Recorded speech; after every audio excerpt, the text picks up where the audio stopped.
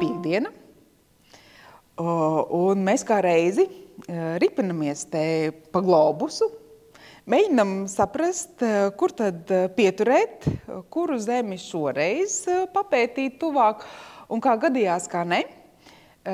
Tepat garām nāca mana kolēģe, draudzene, ar kuru mēs diezgan ilgi esam plecu pie pleca darbojušās gan Britu salās, gan Āzijā. Jana Iesalniece, sveika, Jana! Čau, Ilžuga! Un ko mēs esam pa abām izfunktierējušas? Mēs šodien gribētu palūkoties Meksikas virzienā. Bet uzreiz Jana man teica tā, ka paga, es to klasisko Meksiku, nē, es tev gribu bišķi savādāk.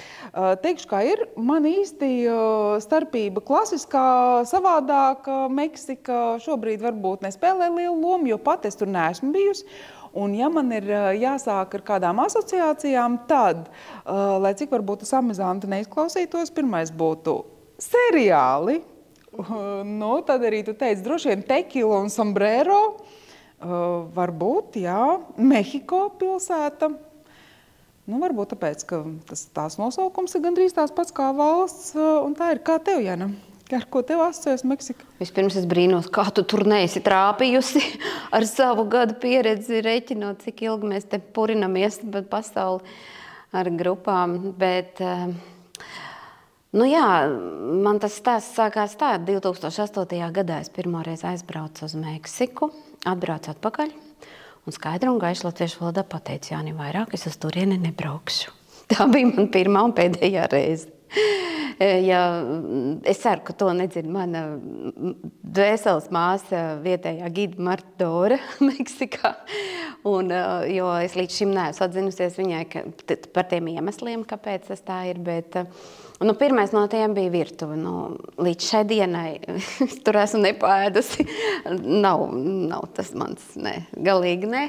Bet tā ceļošanas mīlestība un tā sava darba mīlestība, protams, man ir vedusi joprojām uz Meksiku.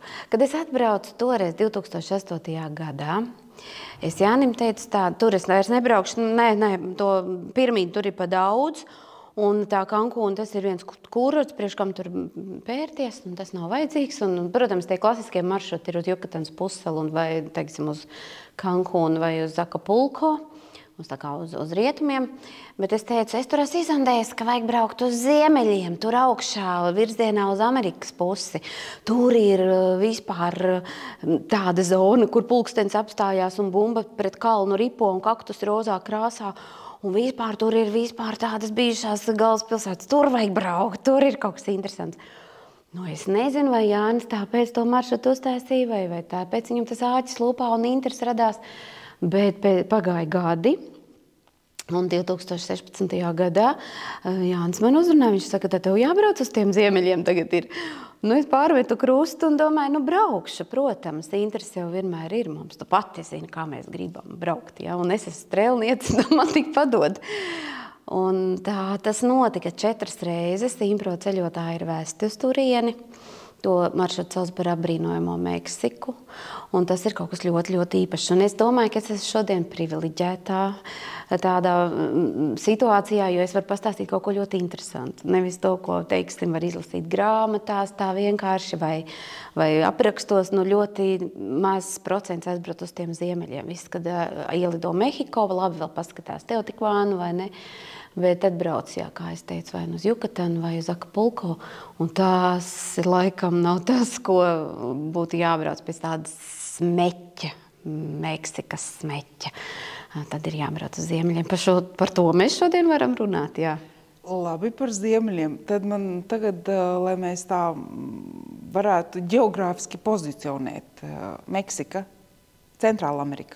Tā ir Centrāla Amerika, jā. Tā noteikti nav Dienvidā Amerika. Jā, bet ne īsti ziemeļi, ne īsti Dienvidā Amerika. Viņa pozicionē kā Centrāla Ameriku, jā, teiksim, un tīri tā ģeogrāfiski fantastiski tāda aste, jā, ar tādu līkumu, skorpiona asti tāda, ja skatās. Un tie ir Sierras kalni, 2 grēdas, kas centrālajā daļā savienojas, un tos kalnus nevar nejust, un viņi piedod fantastisku tādu pievienoto vērtību ceļojumā. Ja tu brauc iekšā kalnainā apvidū, kur ir mūža meži, lietus meži, fantastiskas kritenes, upes, strauti, tur visur var mēģināt ņāpīties iekšā tais ūdeņos, peldēties. Tas nav viegli, jo kalnā uzkāpt vai no kalna lejā nokāpt pēc tam nemaz nav tik vienkārši. Tur ir arī, teiksim, tas altitude sickness, jeb kā viņu sauc, skābekļa bats, jeb retinātais gaiss, jā, un ar principā jau aizlidojot uz Mehiko mums latvietim, ierindas latvietim, tas ir jau pār 2000, un mēs jau uzreiz jūtam tādu mazliet aizdus. Starp citu, ar to pirmo grupu vēl es piedzīvoju Mehiko pilsētā zemestrīci. un es gultā guļot domāju, kas tai skapī, tur tāds notiek. Īsti viņai izrādās pakaramie danco un daudzās, tāda jocīga sajūta, kā tie tur varēja tagad tā kustēties. Bet pēc tam nav bijis, zemestrīce. Tā kā zemestrīce arī tur var piedzīvot nekādu vainu. Kā ar laika apstākļiem, temperatūrām? Visa amplitūda. Ja tu brauc uz dienvidiem, uz Karību jūru, uz piekrastes, tur būs karsti un ļoti feini, to arī vajag. Bet ja mēs braucam to braucienu, par ko es varētu pastāstīt, tad tur būs gan karsti, gan arī augsti, arī sniegi. Kalnos augšā var būt arī sniegi. Tos arī mēs vienreiz piedzīvojām. Jā, skaidrs. Pirms dodamies uz taviem piesolītajiem ziemeļiem, ja tev būtu jāsaka, ja tev būtu jāatbild uz jautājumu, kas ir meksikānis? Kas tas ir? Maiju pēctecis, acteku pēctecis, latīno, tad spāņu. Beigās mikslis, mīļā, jā. Tad sajūtas man ir.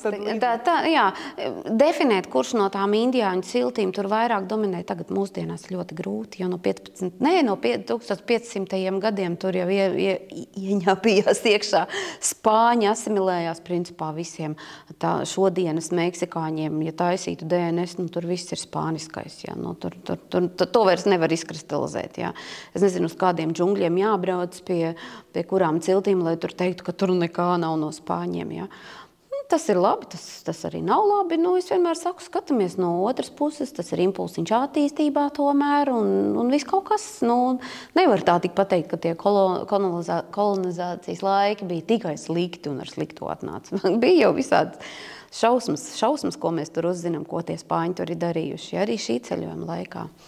Bet kādā valodā viņi runā? Spāņu? Spāņu valodā, jā, spāņu valodā runā, un esot tur, tu gribi vai negribi, tu kaut ko ātri pārķer un saproti, un tev nākas dzīvot tur, un ja tu, piemēram, ja brauc tu 7., 8. reizi uz kādu valstu, tu varētu it kā pats jau vadīt, bet ja tu nevari sazināties ar šoferi vai ar to konkrēto cilvēku galā, tad tev tas vietējais gids ir vajadzīgs, un tad tu to spāņu valodu lēnām, tev viņi kaut kur galvā tur iekāp, un kaut ko jau tu sāc saprast, un protams, man tas vienmēr ir bijis ļoti patīkami, ka es varu sasveicināties jau un paprasīt, ko mēs stāst, un atbildēt muy bien, un kaut ko no tā visa, ka tu vari jau tā kā justies mazlietiņ, tā kā tas ar savējies. Un vēl tā sajūta, ka tu aizbrauc tur prom, citā kontinentā ej, un tevi sagaida sen satiktie cilvēki, un saka, ārpēc tu atkal esi atbraukus, cik forši. Es saku, es atvedu redz, kur vēl 30 cilvēkus, kas grib redzēt tavu vietu. Tas tā foršā, tu pati zini tā feinā gīda darba, tā jaukā rozīnīte. Cik viegli ir viņiem saprasties? Viegli. Viņi ir... Arī tad ar nepazīstamiem. Viņi ir atvērti. Jā, bet viņi ir lēni un viņi nesaprot, kāpēc šobrīd ir jāsteidzās, kāpēc nevar. Un viņiem ir tas teiciens ahorita. Kaut kā, vakar vai šodien rītā, kāpēc kaut kas ir jāprecizē, kāpēc vajag tā kā jūs šobrīd gribat, var taču tā kā, mēs darījām vakar vai aizvakar gāja cauri, tīri labi, jā. Tas ahorita, jā, vēlāk var būt kaut kas ļoti tāds nenoteikts, jā. Tas maņāna rītā var būt. Un tas, protams, gīdam tas ir grūti, ja tu zini, ka tu aizbrauks un tur būs zirgi priekšā, kas tavu grupu uzvedīs kalnā, un to zirgu nav, bet viss ir sarunāts un bezmaz samaksāts, tad ir visādi. Meksikāņi, viņi nav tādi konkrēti, viņi ir tādi, viņi saka, vajag mierīgi un nevajag dusmas ilgi turēt, kāpēc ir jāsastreso, Būs pēc pusstundas, ja ne tagad, man jau pulkstenīts jau tik, tūlīt tur muzeja aizvērs, man jāskrien, bet nē, viņš saka, pagaid, mieru, tikai mieru. Labi, tu mūs aicināji uz ziemeļpusi. Kas tad ir tas, kas tev šķiet tur tas pievilcīgākais? interesantākais, krāsainākais, citādākais. Tā ir tā netradicionālā Meksika. Tā nav tā, ko visi brauc ar domu, es beigās Karību jūras pludmalē atpūtīšos. Nē, tas ir pavisam kas cits. Tā ir tāda ļoti meksikāniskā Meksika, ja tāda, ka tu brauc iekšā pie ciltīm, kur tu ļoti dziļi iekāp dabā, kur saspēlējas cilvēku radītais ar dabu, ja. Teiksim, viens no ļoti spilgtajiem objektiem, ko mēs jau braucējām 2. dienā, skatāmies jau 3. kā saliekās tie maršruti, tās ir bazalta stabules. Bazalts jau ir redzēts daudz, kur brauc Īrijā, Milsbruģis, Namībijā, Īslandē. Es tagad varētu skaitīt tās vietas. No sākuma man likās, ka tikai Īrijā tādas ir, bet nē, protams, ja. Bet tur ir tā, Meksikā ir tāds prizmas stabulas bazalta kanjons, kas ir patiesībā 15 km garš, un mēs vienu posmu skatāmies. Tas ir kaut kas tāds no visām bazalta stabulēm, ko tu esi redzējis cilvēciņu pasaulē, un tas ir kaut kas, jo kanjons ir dziļš, un šīs stabulas ir sagriezušās, savērpušās, un ir arī, protams, regulārās, taisnās. Bet kanjons ir dziļš un garš un apaudzis ar bugenvilijām krāsainām. Turpat viļās pāri ūdens skritumī un šļakstās. Un ir skaisti tiltiņi, virvi iekārtie. Tad tur tā staigā. Un man jau gribās teikt, ņemiet ātri, skatieties Impro galerijas. Fantastisks kaut kas, ja. Un man prieks, ka pie dienvidu maršrutiem arī šis objekts tagad ir ielikts klāt, jo nav tik tālu no Mehiko pilsētas. Un tas ir kaut kas tāds. Protams, mēs tur paliekam pa nakti kādā senā spāņu villā, kas patiesībā bija zelta un sudraba iegūs vieta, kur tika verdzināti meksikāņi, vietēji iedzīvotāji. Tie ir 1000, kas tur gāja bojā, jo viņi bija neēduši, nedzēruši, tikai strādājuši, un viņi tur tika nomušīti. Spāņiem tas nav ordenis piespraužams, ja, ko viņi tur darīja. Bet tā ir tāda neforšā puse, ja, bet tas objekts, tās bazalta prizma, tas kanjons, tas ir tāds, tu iedomājies, tu ieeji tādā vietā, kur tu redzi aizu kanjonu, jā, kurš viss ar milzīgām, skaistām, melnām bazaltiskām stabulēm. Un es saku, tās sarkanās bugenvielijas un tādas lapenītes, un tas ir iekārtots kaut kas pasakaini pastaiga vieta. Tu tā stāstu man uzreiz uzburās tāda aina. Tā vispār viegli pieejams? Jā, mums pieved klāt. Tur pavisam viegli. Jā, bet, teiksim, ja mēs ejam tālāk uz kaut kādām ziemeļu tādām, kā tu teici, mazāk varbūt zināmām ne tik turistiskām vietām, kā ar infrastruktūru. Šajā ceļojumā ir skaidri un gaiši jau sapulcēmies, satiekoties, norunājumi, būs ļoti daudz nērtību, ārkārtīgi agru rītu. Agrāk mēs cēlāmies 3 naktī, jau izbraucām uz kritenēm, ja. Tagad mēs esam paskaitījuši tās stundas, kad sāk aust gaisma, kāpēc tik agri ir jābrauc, un tad mēs skatāmies, kur viesnīca un parēķinam, varbūt drusku vēlāk izbraucam 4, varbūt pēc 4:15 no rīta. Tas nav viegli aizbrauciens. Nē. Kā mūsu ceļotāji reaģē uz to, kad no vienas puses par savu naudu Impro man izdzen. Es domāju, ka dažs labs šo klausoties sevi atpazīs. Par manu naudu, par savu naudu Impro man izdzen. Tas nav vieglais brauciens, bet viss ir... Es esmu savā darba pieredzē, es domāju, to arī es saskarusies. Ir jāpasaka, ir jāsagatavo, ir jābrīdina. Mēs jau Rīgā izrunājam, būt ļoti agri rīti, grūti rīti, kur būs līdzi ņemamās brokastiņas. Un tas nav nekas glauns, ja. Ja to grib piedzīvot. Jā, tas man ir tieši tas, ko tu teici. Es domāju, ka te arī var uztaisīt tādu nelielu atkāpi. Tas nav saistīts tikai ar Meksiku. No vienas puses mūsu ceļotājs ļoti grib redzēt to, ko nerāda visiem. No vienas puses grib redzēt tās netik turistiskās vietas, bet no otras puses nevienmēr mūsu ceļotājs ir gatavs tiem pašiem agriem rītiem, arī nērtībām. Te vairs nebūs viesnīcas ar zvaigznēm. Jā, tad te ir tāds jau vienkārši turistu klases viesnīca. Es nezinu, kā ir Meksikā, bet daudz vietu, kur mēs braucam uz džungļiem, tieši pētīt, skatīt. Ja mēs gribam redzēt šos džungļus, ir jāpiekāpjas ērtībām. Jā, bet paldies Dievam, diezgan tā normāls mums tās viesnīcas arī, bet tās neērtības ir, piemēram, manas pieminētās kritenes. Kas tas tāds ir? Tātad zemes, garoza, kalni, tā kā tāds siera rituls ar tiem caurumiem, ja? Un reizēm ieveļās kaut kāda daļa, ieveļās tai caurumā iekšā un izveidojas milzīga bedra. Kā tev šķiet, cik dziļa? 400 metrus dziļa, 500 metrus dziļa, vēl pie tam neregulāra, viņa ir ar tādu kā zābaku tādu, ja, ka tur vēl lidmašīnu varētu ievietot, ja. Un kas notiek? Daba dara savu. Tajās kritenēs iemājo gan flora, gan fauna. Un runājot par dzīvniekiem, ja, tātad putni, zaļie papagaiļi un svīris, salikdot tur dziļumā, jo tur ir silti, tur ir paglābts no plēsējiem, tur no lapsām un kojotiem, tur viņi sadēja savas līgzdiņas, oliņas un iekārtojas. Un tad, kad aust gaisma, un tad, kad kļūst siltāks ar pirmajiem saulstariem, tie putni lido ārā.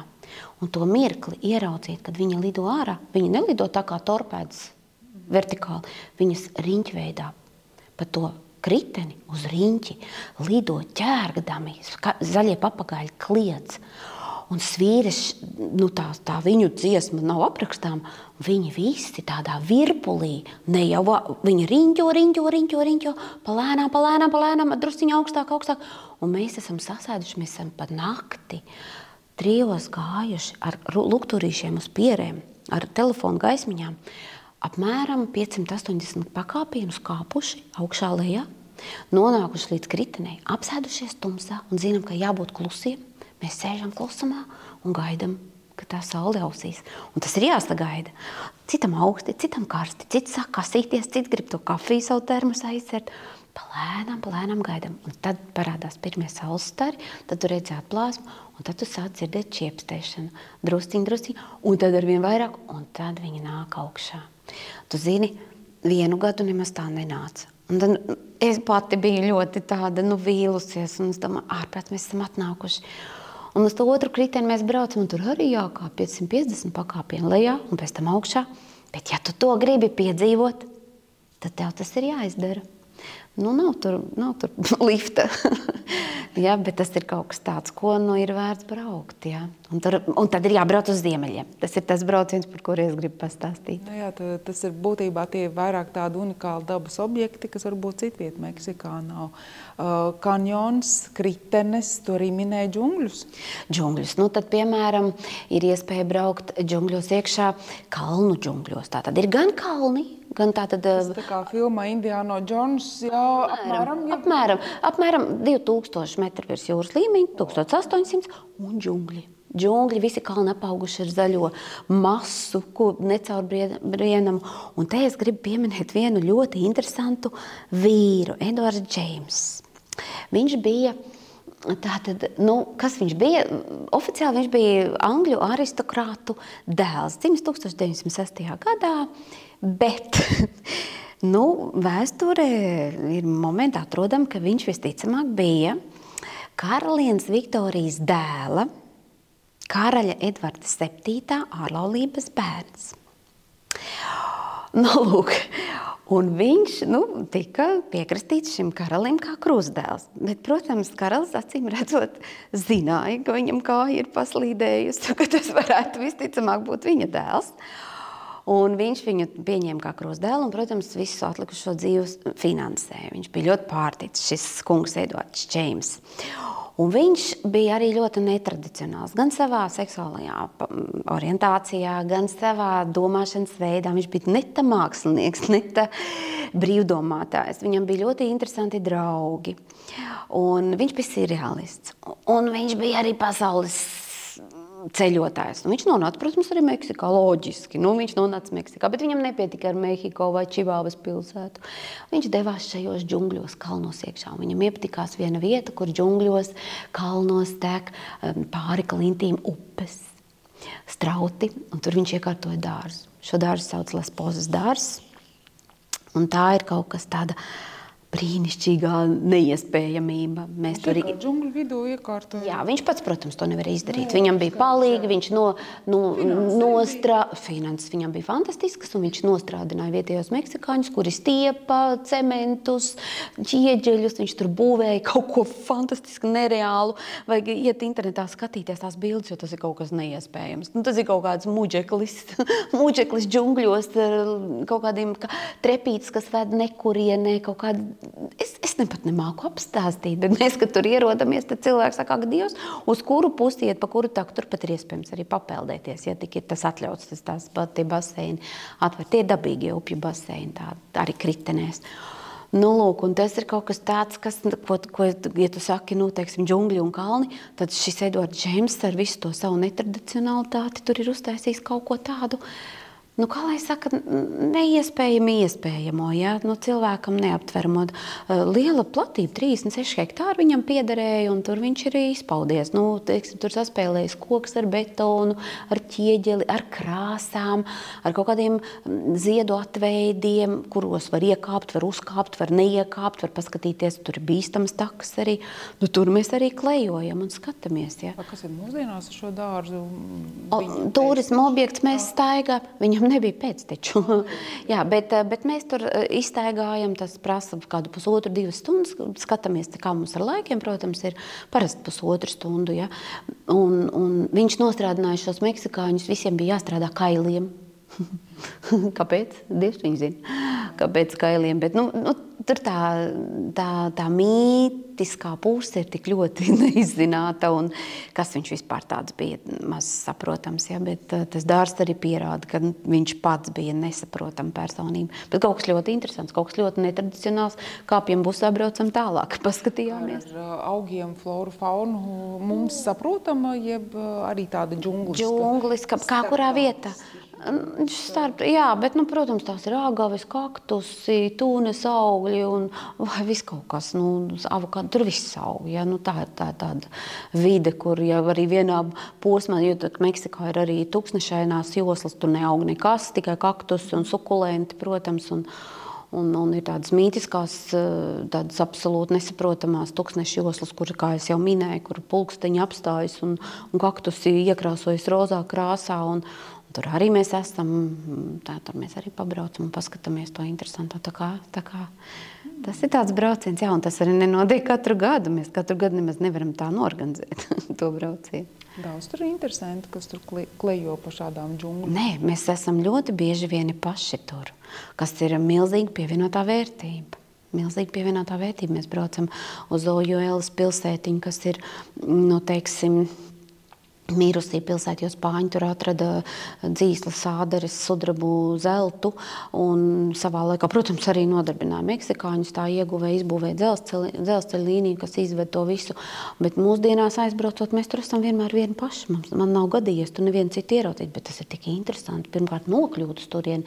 Mēs stāvam pick-up mašīnītēs un mūs ved augšā pa tādu pilnīgi serpentīnu ceļu, bruģētu, kas ir arī bīstami, eksotiski, interesanti, pa ceļam visādi kaktusi tur mums un agaves aug, un tas viss ir tik interesanti, jā. Tu minēji mirušās pilsētas, bet šādās unikālās, varbūt mazāk pieejamās vietās ir arī pilsētiņas, ne tikai mirušās pilsētas. Ir ciematiņi, protams, tur arī ciematiņi vairāk, jā, tādos lielākos attālumos ir jābrauc tādu vairāku stundu braucienu, ka tu neredzi īsti neko citu, bet tu redzi dabu, jā, kalnī, kaktusi, lai tu tiktu kaut kur citur. Kas vēl tur ir tāds, kas tieši šo ziemeļu daļu uzrunā mūsu ceļotājus? Kas tur vēl ir? Mēs skatāmies arī lielu daļu ūdenskritumus. Un ūdenskritumi ir ļoti dažādi. Ūdenskritumi, Tamulu ūdenskritums ir skaitās viens no tādiem karaļiem, ūdenskritumu karaļiem, tiešām tāds fantastisks, uz kuru mēs braucam skatīties ar laivām pāri krācēm. Mums ir jāizkāp no laivas ārā, pa krastu jāpaiet, vietējie pārvelk pāri krācēm laivas pret straumi, un tad mēs kāpjam atpakaļ tais laivās un paši airējamies. Un kanjona malas ir ārkārtīgi skaistas, klinšainas, tādas cakainas, mežģīņainas klintis. Un tad mēs nonākam upes vidū uz liela klinsbluķa, uz kuru mēs drīkstam izkāpt un fotografēt tam ūdenskritumu. Nu, tāds, piemēram.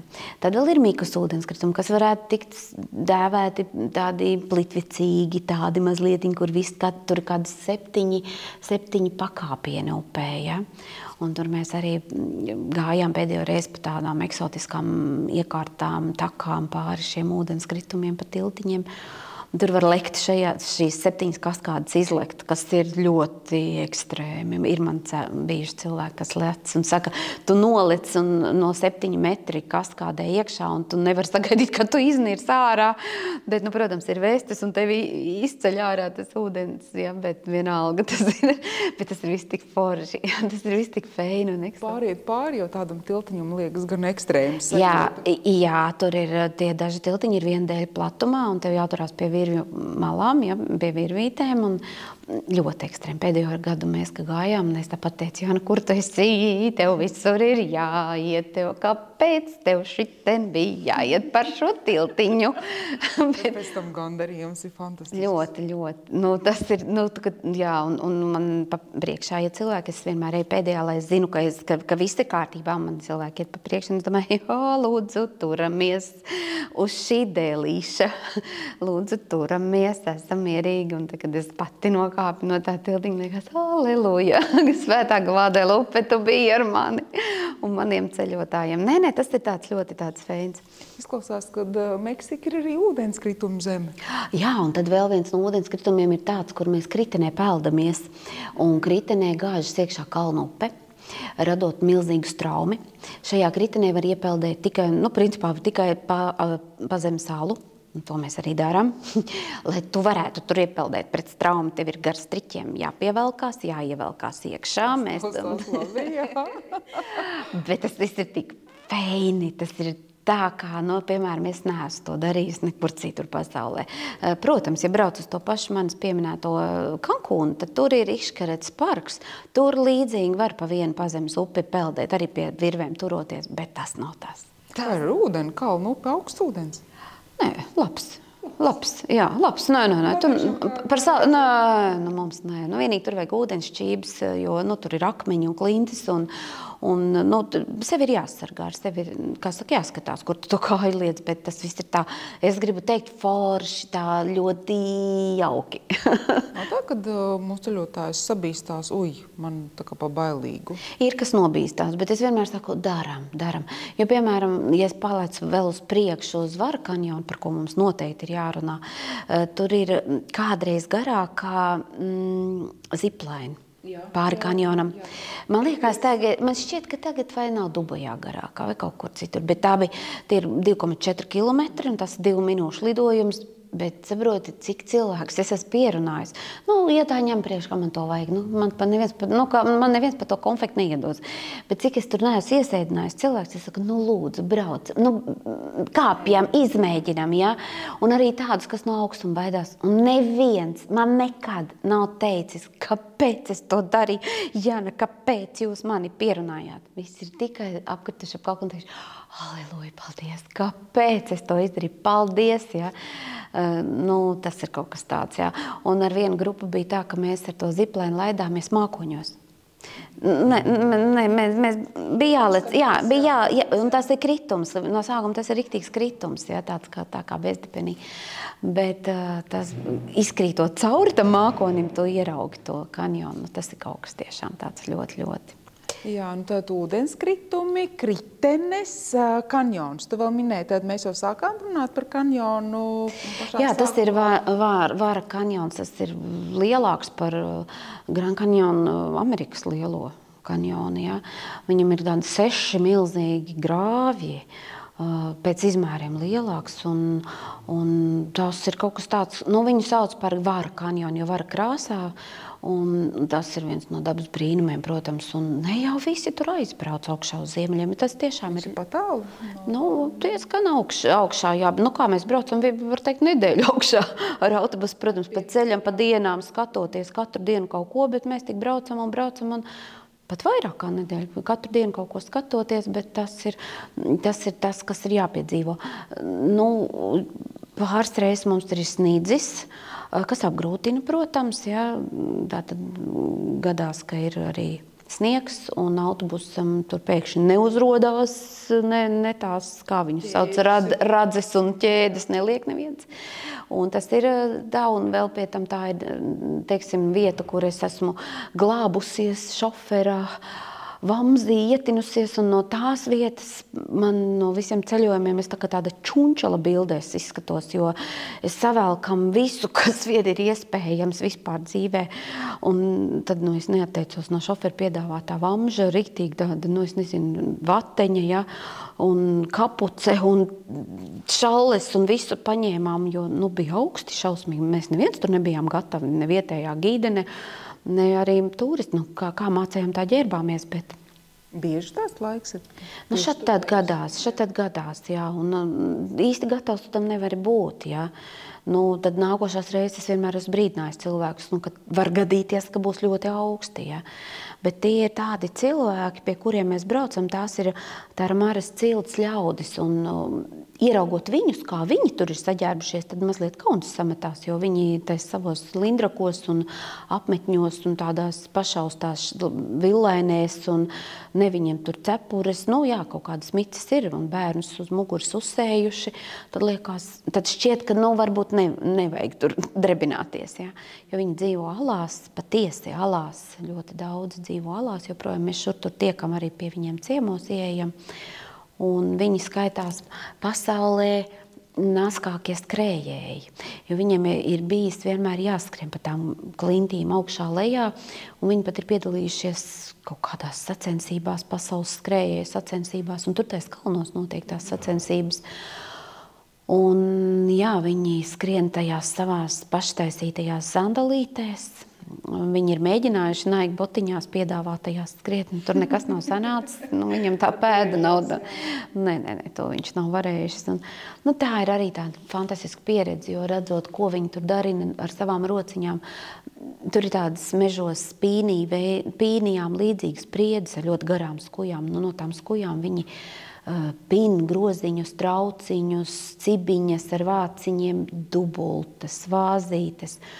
Tas viss ir jāredz, protams. Bet viņi te pie tā Vara kanjona, viņi dzīvo iekš tā kanjona vai tā apkaimē? Nē, ir arī iekšā. Var redzēt, ka mēs braucam, jo redz, mēs ar to ziplaini, ka pārlaižamies pāri uz klints, tad tur ir vagoniņš, kas vada atpakaļ. Un ar to vagoniņu braucot, tad tur jau redz tu vairāk, jo tu lēnāk brauc ar vagonī nekā tu laidies ar ziplaini. Tad tu redz, ka tur ir arī cilvēki ar savām kaziņām un aitiņām dzīvo arī kanjonā iekšā. Bet, kā es teicu, kanjonam ir 6 lielas vagas, ja? Un tur tik kādas pāris mēs jaušam šī ceļojuma laikā. Un tur ir tāda tādas vairākas ļoti izteiktas pilsētas un ciemati, no kurām ir kaut kāda kustība iespējama vispār, no kurienes ir, piemēram, iespēja takas, un kur ir tās, teiksim, viesnīcas, kaut kāda infrastruktūra, ja, un no kurienes ir tā pati ziplaina un tas vagoniņš. No turienes, no tās dzīvības, tu vari kādu suvenīru nopirkt, tur var kaut ko paēst, ja. Tad no turienes tu vari jaust, kā tas viss izskatās, jo tur ir iespēja piebraukt pie tām kanjona malām un skatīties arī ūdenskritumus. Kā šīs ciltis ir varējušas izvairīties no šī spāniskā? Grūtā pieejamība, jo tam Spānim jau arī tur ir bijis, un tur ir augsti, tur uzsnieg. Jā, Spānim nepatīk. Jā. Nē, viņam vajag vieglāk. Es to tā definēju. Diezko teiktu tāds augstāks speciālists. Jā, bet es domāju, tāpēc, ka tur nav tik vienkārši izdzīvot. Un tie ļaudis nav tik vienkārši pakļaujami. Jā, viņi dzīvo to savu ļoti skarbo, pieticīgo dzīvi. Un, jā. Kas ir ļoti tā vizuālā puse, tās klintis nav viendabīgas. Tur ir tā saucamās krāniņu klintis, ja, kas ir tiešām līdzīgi falliem. Tu vienkārši, tu skaties uz to klinti, un tu nesaproti, kā tas ir iespējams. Tiešām krāniņi, visi tik skaisti rindā kā stabulas. Ja? Kā tā var būt? Ja? Tiešām daba. Tiešām daba. Tad tur ir vārdēm līdzīgas klintis, ja? Tur ir tādiem kā cāļiem līdzīgas klintis, ja? To mēs visu braucam skatīties. un tā, un ezeri skaisti, un tā daba jau tur ir fantastiski. Tas ir kaut kas.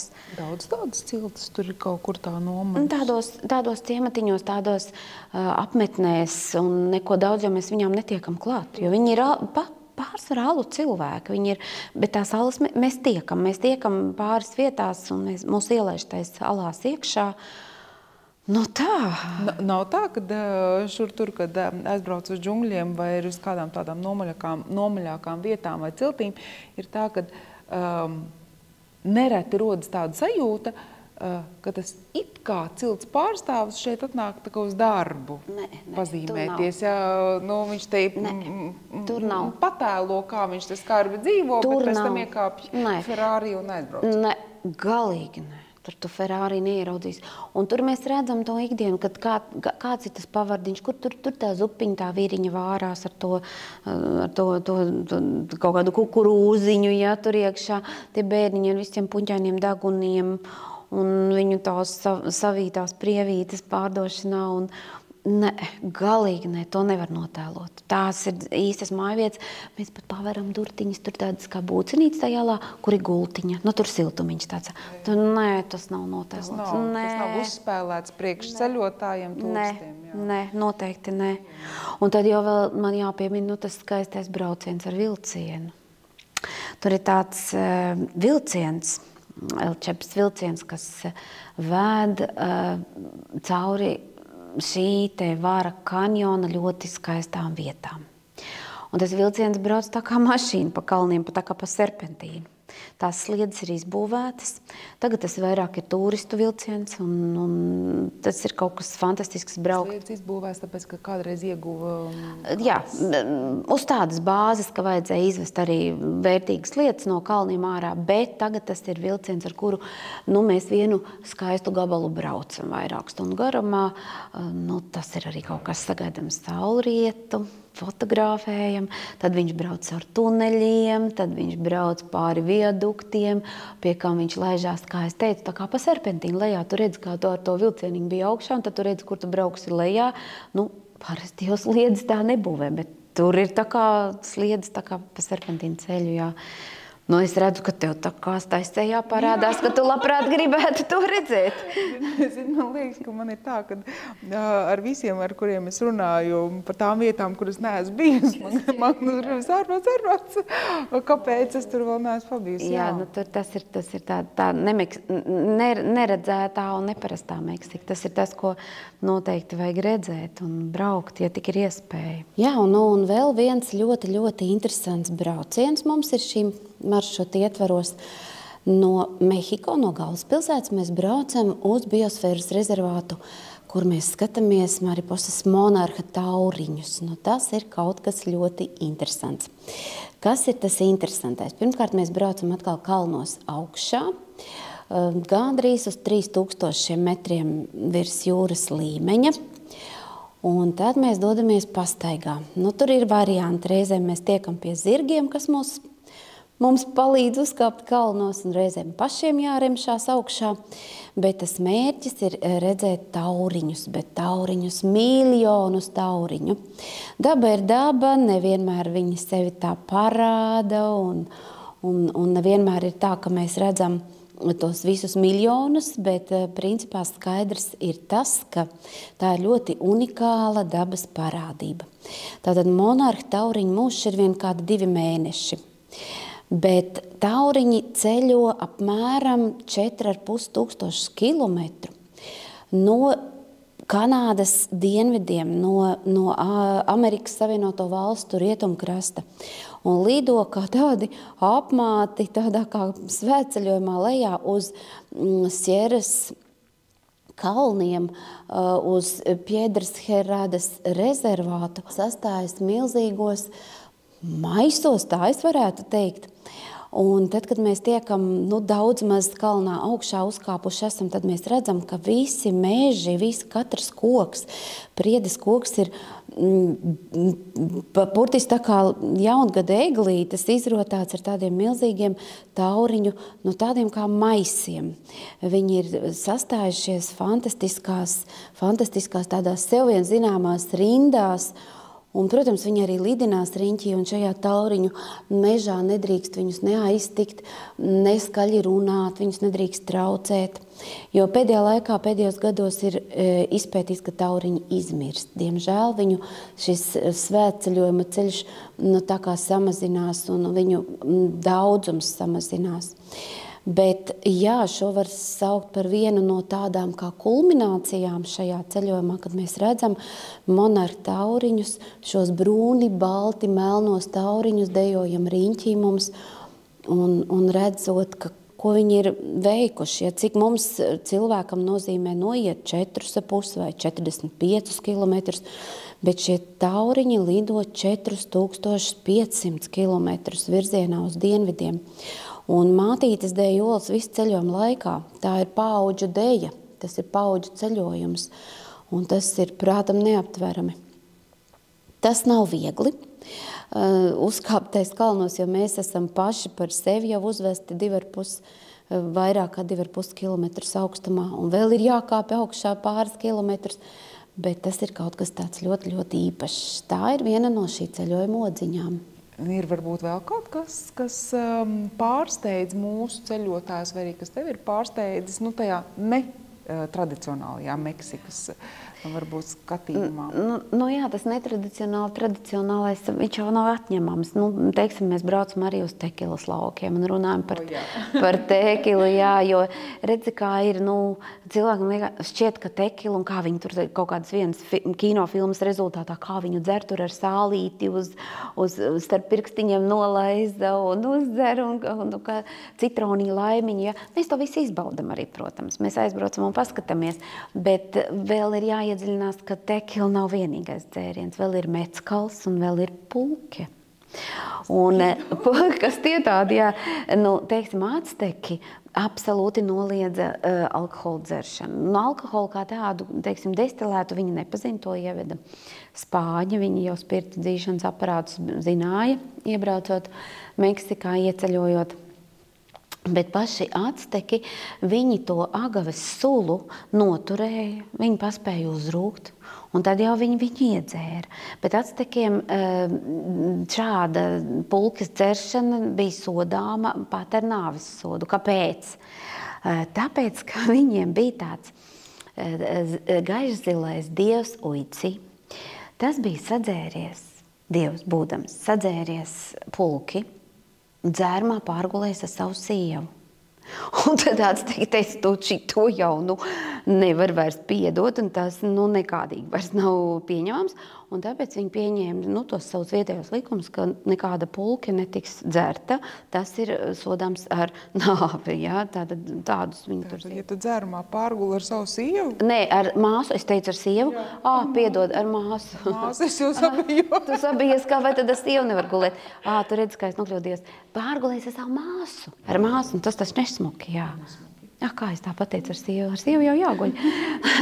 Lūk, un viņš bija pārgulējis ar māsu, un tas Uici tagad, tas viņam netika piedots. Lūk, bet tad vēl ir mezcals, un mezcals tiek darināts tieši tāpat kā tekila no agaves, bet no jebkuras agaves. Bet tekila tiek darināta tikai no zilās agavas. Un tagad brauc cauri Meksikai, tad redz tos zilos agavas laukus.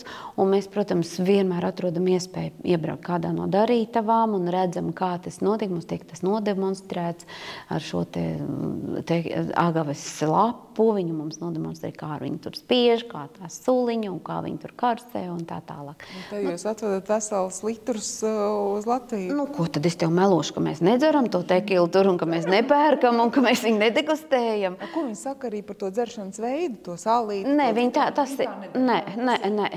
Pie kam viņi tagad mūsdienās jāsaka tā, ka viņi diezgan draņķus dzer visādas kolas un spraitus, un to var redzēt ikdienā, un tad viņi šķaida to tekilu un pagarina to prieku ar to kolu, ja.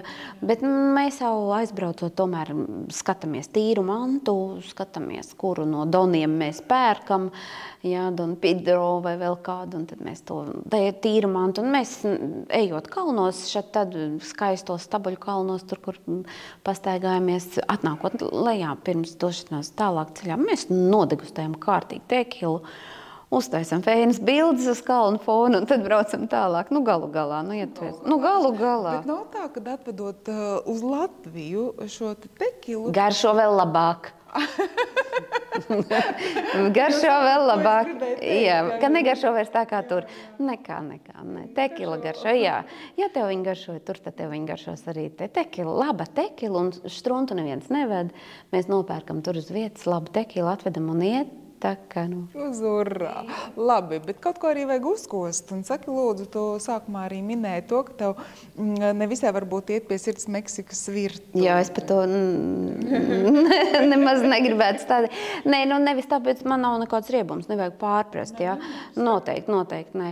Bet tā ir tā viņu īpaša garša, jā. Gan garšvielas, gan tā virtuves ļoti īpatnējā daļa, ka viņi tā kā saliek daudz ko kopā, ja? Viņi paši pilda tās tortillas ar gaļiņām, ar salātiņiem, bet tām gaļiņām ir tādas īpašas piegaršas. Protams, lielajos pārbraucienos mums nav citas izējas. Mēs ceļmalās restorānos apstājamies un tur nobaudam tiešām garšīgu, ļoti izsutinātu garšīgu kaktusā ietītas vai banānu lapās ietītas gaļiņas un tiešām labs. Bet, saproti, kā ir.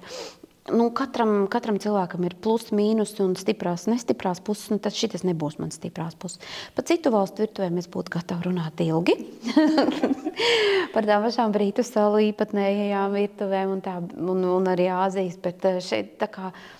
Bet nav tā, ka viņi sasaucās ar Spānijas, jeb nē, Spānijas virtuve, Spānijas... Varbūt, tā kā nē. Es tomēr nesaskatu tur spānisko, jā. Tur tomēr tas vietējais. Vietējais, tās viņu garšvielas, viņu garšas, un es ļoti ceru, ka šo neiztulkos neviens manai mīļajai Martai un viņas manām divām māsām, Pati un Martai, jā, lai viņas to nezinu, jo es neesmu atklājis līdz šim, kad, es... Neiet pie sirds. Jā, ar to virtuvi es esmu uz jūras. Jā, es tā kā... Viņi tā ļoti īpatnē, viņi tā māk sapičināt tur tā. Visu ko. Labi, tad dabu mēs kaut ko piemirsām varbūt no dabas objektiem, no dabas tādām unikālajām vietām, kas bija jāpiemina, runājot par šo Meksikas daļu? Es domāju, ka mēs pieminējām daudz, varbūt par derīgiem izrakteņiem. Viens ļoti interesants izraktenis ir zelta obsidiāns. Zelta sudrabs, varš... Obsidiāns ir vulkāniskais stikls. Un to viņi pārstrādāja, Acteki pārstrādāja, tirgojās, mainīja virzienā no Mehiko pilsētas uz ziemeļiem, uz Teotikvānas pusi. Tur bija viņiem pilsēta, tā bija, kā var teikt, epicentrs, kur bija slavenās saules un mēnesi piramīdas, un kur bija pilsēta milzīga ar aglomerācijām riņķī. Un tur bija tas zelta obsidiāns. Obsidiāns pats par sevi ir daudz kur pasaulē, bet tur bija zelta. Viņam ir tiešām ar tādu zelta apblāzmu, kad tu skaties pat ar rokā to zelta obsidiānu gabalu vai, teiksim, jau apstrādātu figūriņās, viņam ir tāds zelta mirdzums iekšā. Tas ir kaut kas ļoti īpašs. Obsidiāns bija ļoti ass, ar viņu varēja griezt, ar viņu varēja apstrādāt āgāves un citus, griezt tādas. Bet tas ir tāds arī, kas būtu jāpiemina, ka zelta obsidiāns, man tiek stāstīts, kad es tur esmu, ka tā ir vienīgā vieta pasaulē, kur tāds ir. Ka citur obsidiāns ir, bet zelta. Šobrīd arī viņi izmanto, piemēram, rotās, suvenīros. Un kā vēl?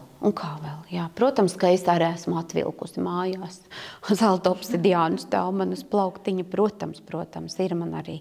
Viņi arī veido no zelta obsidiāna, viņi pulē līdz apaļiem, tādiem kā oļiem, ar tiem masē, sev sāpīgās vietas, tur artrītus radīt. Tad piedēvē arī dziedniecības kaut kādas īpašības. Kam es arī ticu tiem akmeņiem un tādiem, bet tā ir katra paša izvēle. Tas nāk no zemes dzīlēm un to ir... Un rotās arī ļoti daudz un lielā mērā rotās. Daudz, kur iestrādāts un gan sudraba. Viņi iestrādā arī, piemēram, perlamutru un citus akmeņus. Daudz un dažādus krāsainus. Kalni ar visiem sen bijušiem izvirdumiem un derīgiem izraktiņiem. Tur visu krāsu akmentiņus var atrast. Šis obsidiāns ir dārgs? Nu, pavelti viņu nedod, bet tur viņu var nopirkt. To var atļauties. Tas nav tā, ka jāpārdod nieri, lai nopirktu. Lai Dievs pasarg. Es arī nevestu mājās, viņš nebūtu nopērkams, jā, bet man ir šis tas atvests, nu tāda, kā jauks suvenīrs, kā jauka piezīme tāda. Tauta ir liela, iedomāju, nu, pati valsts ir 30 reizes lielāka par Latviju. Es vienmēr saviem ceļotājiem rādu tādu karti, vienmēr sagatavoju, cik liela ir Latvijas kontūra uz konkrētās valsts. Nu, tad viņi ir maziņa, mēs esam ļoti mazi, un tauta tur ir, nu, savi vismaz 128 miljoni pie mūsu nepilniem 2. Nu, loģiski, ka tur ir ļoti liela dažādība, tērpos, krāsainībā, mariači mūzika. Jā. tā te varbūt jādzird. Nu, klausies Aunikājas, brauc uz to Meksiku, jo mariači ir jādzird vienreiz dzīvē, ka tev pie auss spēlē mariači, tev un vienīgajai. Tas ir tā kā ielu muzikanti vai tomēr, jā? Ir. Viņi tie ir tādi bendi, jā, 8 muzikanti, bet tas, kā viņi noslīpējuši to gabalu, un cik viņi ir virtuozi, un kā viņi varijē, un kā viņi tur viens pienāk, un tev tur pie austiņas čubina, un vēl paspēj kādu komplimentu izteikt.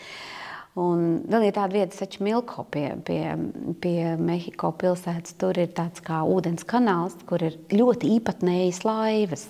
Īpatnējas tas, ka viņas ir krāsainas, otrkārt kapacitāte, daudz cilvēku tur var uzkāpt vienlaicīgi.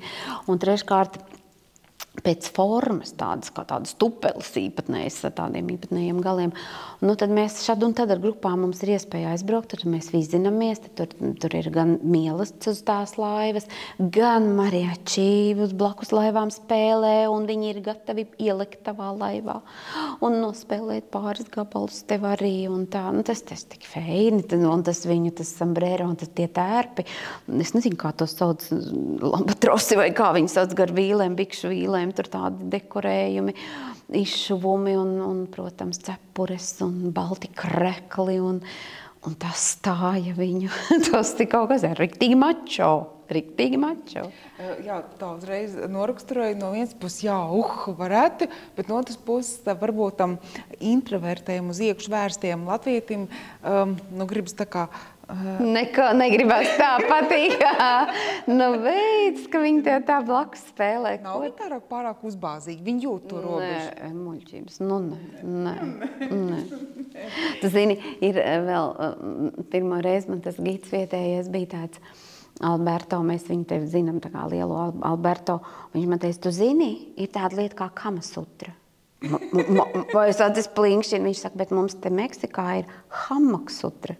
Hamak angļu valodā ir šūpuļtīkls. Viņiem esot šūpuļtīklu sutra. Viņi ir ļoti karstasinīgi, bet nekad nemūžam neuzbāzīgi. Vai, teiksim, nu tādi, nē, mačo ir mačo. Viņš ir pa savu pašcieņu un stāju, ja. Viņš jau tā zinās arī savu vērti. Jā, nu jā, labs novērojums. Jā. Hamaksutra. Man pat īstenībā ir karta mājās ar hamaksutras. Varētu izlikt kaut kur impro pie sienas, lai pamācās latvieši arī, kā to lietu dara. Nu jā, tu minēji šo lielo teritoriju arī īpaši salīdzinājumā ar Latviju. Ja? Nu, labi, tad ziemeļdaļa, šis neatklātais un tā tālāk, bet tu arī sākumā minēji, un es zinu, varbūt, ka tu nevisai gribēsi runāt, bet es vienalga tev pajautāšu. Piramīdas. Tu teici, ka pa daudz piramīdas. Jā. Kāpēc tev liekas pa daudz? Nu, viņas jau tur tais ziemeļos nav. Jā, tur viņi principā gandrīz nav. Mēs viņas piramīdas šajā braucienā konkrētajā mēs redzam, protams, pašā Mehiko pilsētā. Otrkārt, protams, mēs tās redzam Teotikvānā. Tāda arī viss. Bet piramīdas, nu kā, tas ir kaut kas ļoti īpatnējs. Nu, tie, kas brauc uz Ēģipti, zina, kas ir piramīdas un grib redzēt piramīdas.